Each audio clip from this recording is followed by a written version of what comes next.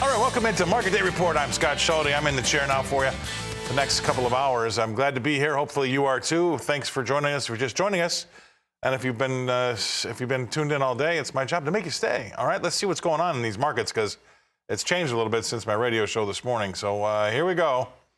Buckle up. July corn off 17 cents to 7.83 3/4. We're about 2.5 cents off the lows there.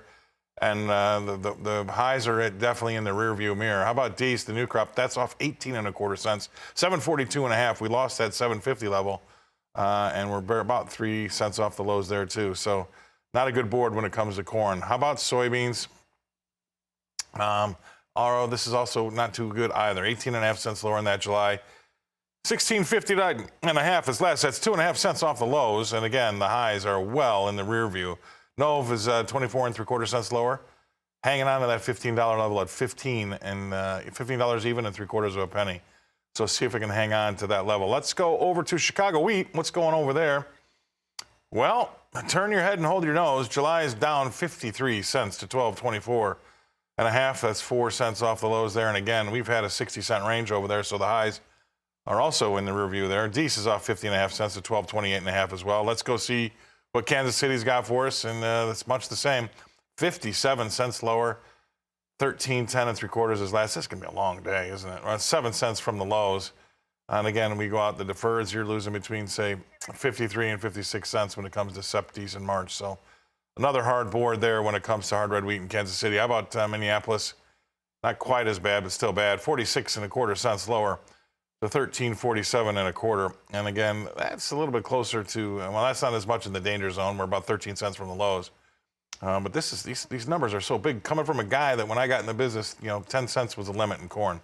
How about that? So these are pretty shocking. How about cotton?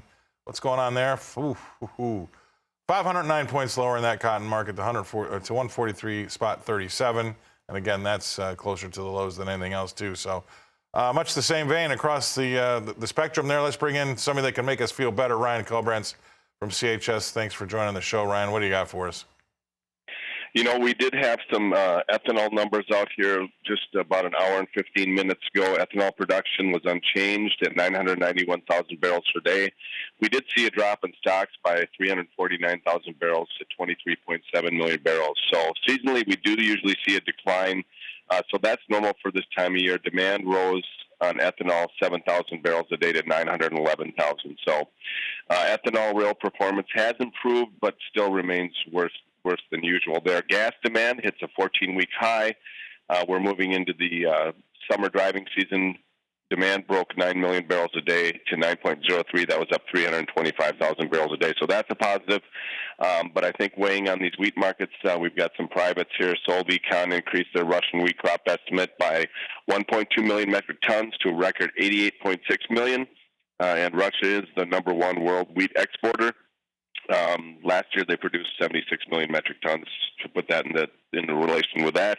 And then ICAR also said that the Russian wheat crop could reach 85 million metric tons and potentially export 39 million metric tons. So pretty interesting there. We did have some positive news prior to the open here today.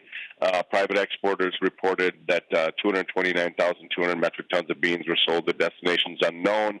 About 10,000 was old crop, and then 220,000 was new crop. So weather patterns continue to improve a little bit here. Some of those really dry areas are drying out. We're hearing there's planting going on and spraying in North Dakota, South Dakota. They're making some good headway after some recent storms. So just a kind of a risk off as well. We got crude oil down a couple bucks a barrel. Diesel, the S&P's down sharply here today. So we're kind of seeing a broad sell-off as well. Yeah, I guess, it started really with early this morning. We had one of the retailers miss on earnings per share. They beat on revenue, but missed on earnings per share.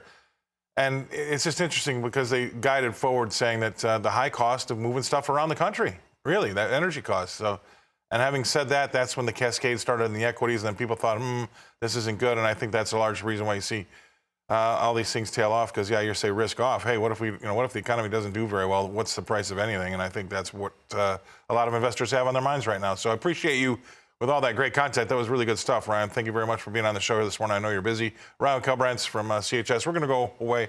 We're going to pay some bills. We're going to come back and talk with me about everything else after this.